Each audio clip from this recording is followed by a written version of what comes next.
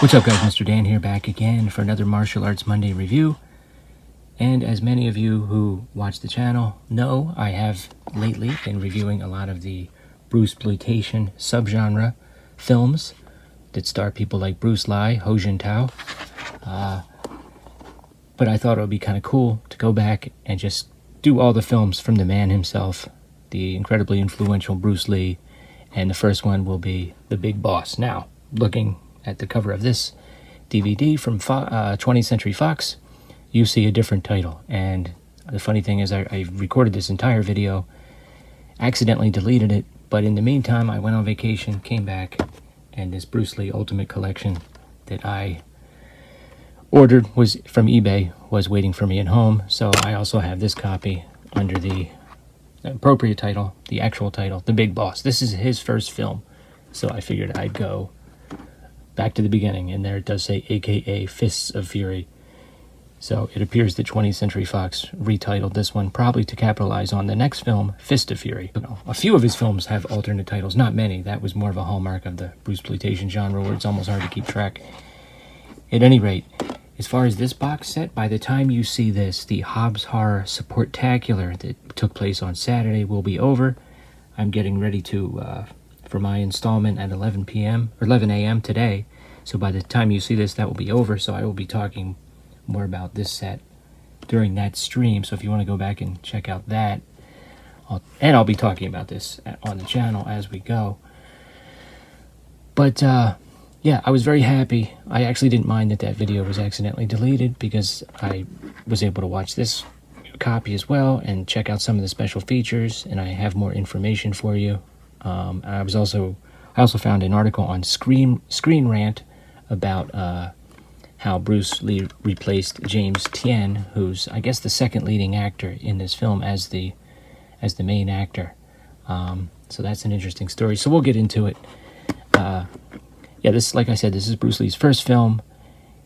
You know, he was on television in Hong Kong and in the United States, and he had something of a reputation. Had a meeting with Shaw Brothers, didn't go well, too much personality, went over to Golden Harvest, shows up to the set of this film, and the article on Screen Rant goes into some detail about this. They started filming and they weren't sure if Bruce Lee or James Tien was going to play the main character, if you can believe that. So the first director left, Lo Wei came in. He didn't really get along with Bruce Lee, but they were able to work together, and he pushed for Bruce Lee to be the lead. Which kind of brings up an interesting question, you know, to think about. If James Tien was the lead, would this have been, because he's very good, okay? Because in the first third of the film, he has all the fight scenes, because the Bruce Lee character has sworn a vow of nonviolence. But we'll get to that in a moment. So he's very good, there's no doubt about it. But if he was the main character, would this film be as good? What would the reputation be? I think it would be thought of as a very solid film.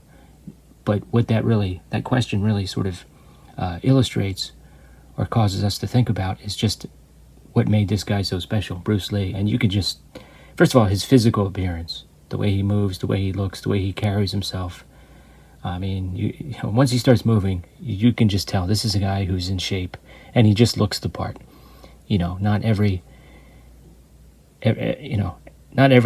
excellent martial artist that appeared in these films has leading man looks, you know, and that's just the way it is. So James Tien, you know, he's very good in this. He would appear in the next film, The Fist of Fury, as would many of the actors and actresses in this film. They would almost have like a team. The next film would also be directed by Lo Wei. It would also star Nora Miao.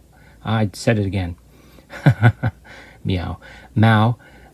Maria Yi, and James Tien. So that's kind of interesting. But yeah, let's get into the plot. Essentially, this is, and plot-wise, I'm not going to say run-of-the-mill, but there's nothing really you haven't seen before as far as the plot goes. Although, remember, this is very early 70s. I think this is, 71? Yeah, this is 71. So, you know, when you watch older films like that and you start recognizing things, a lot of times it's the case that other films have copied this film.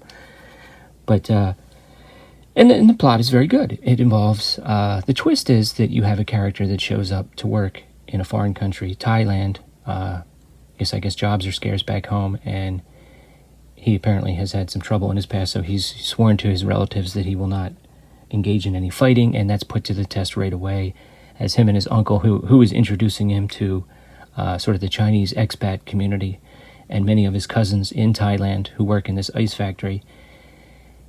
Right away, some bullies come up and start harassing some street vendors, and his cousin, the James Tien character, basically kicks their asses all up and down the street.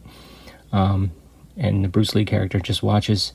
His uncle eventually leaves in the beginning of the film, gives him one more warning. Please remember your vow of nonviolence. He even has a necklace which symbolizes it, which we've seen in other films, necklaces that symbolize different things.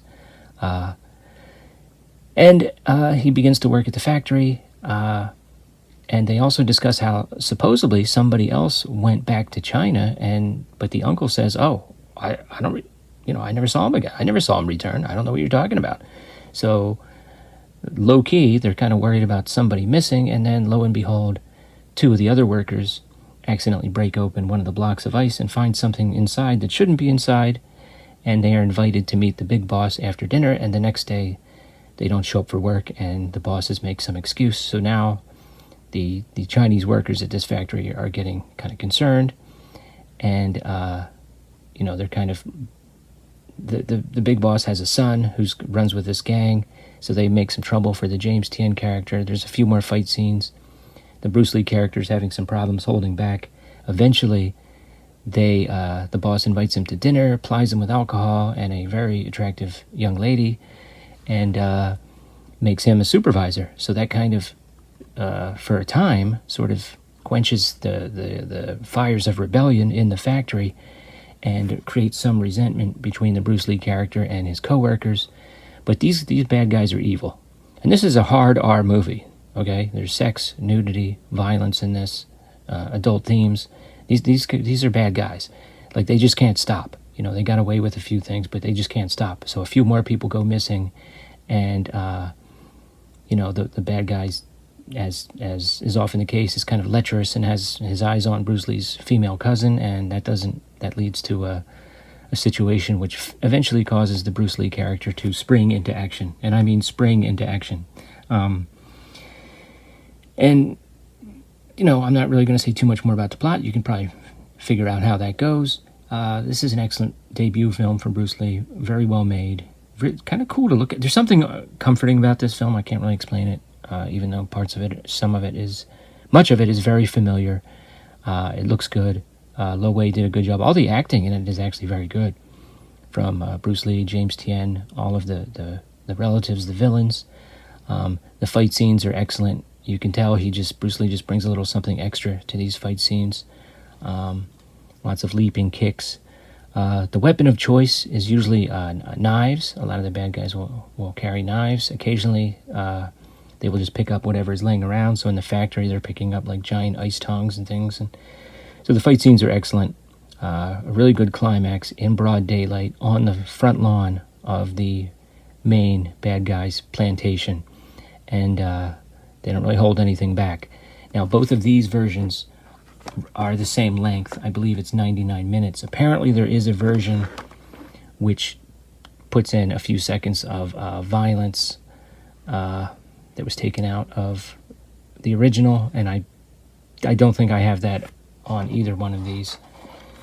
So when he punches somebody in that version, he pulls something out, and it's pretty graphic, but I don't think I saw that in either one of these versions. So essentially, there's one version of the film with one violent scene cut, is from my understanding. Highly recommend this. If you haven't seen it, why not go back, start at the beginning, check out the films of Bruce Lee. What is your favorite Bruce Lee film? Let me know in the comments below. Have you seen this? What are your thoughts? And by the time you see this, as I said, I will have finished the Supportacular, so I will be talking about this collection during that stream. So if you wanted to go back and check some of that out, that would be great. And come back again for another Martial Arts Monday. I think next Monday we might go back to the beginning. Not the very, very beginning, but to the early days, let's say, and cover King Boxer. Okay, I'll see you then. Thanks.